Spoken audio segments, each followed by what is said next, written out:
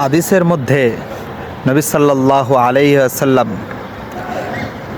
একদল লোক সম্পর্কে ইরশাদ করেন, যারা অন্যের দুনিয়া অর্জনের জন্য তাদের দিনকে বিসর্জন করে দিচ্ছে, তাদের দিনকে বরবাদ করে দিচ্ছে।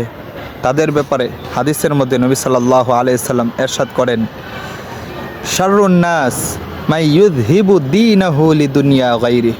মানুষের মাঝে সবচেয়ে নিকৃষ্ট হলো ওই সব ব্যক্তিবর্গ যারা অন্যের দুনিয়া অর্জনের জন্য নিজের দিনকে বরবাদ করে দিচ্ছে, নিজের দিনকে ধ্বংস করে দিচ্ছে।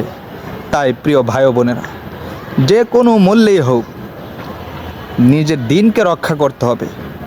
কোনোভাবেই যেন অন্যের দুনিয়ার জন্য নিজের দিনটা নষ্ট না হয়ে যায়, নিজের দিন বরবাদ না হয়ে যায়, সে বিষয়ের প্রতি ভালোভাবে লক্ষ্য রাখতে হবে।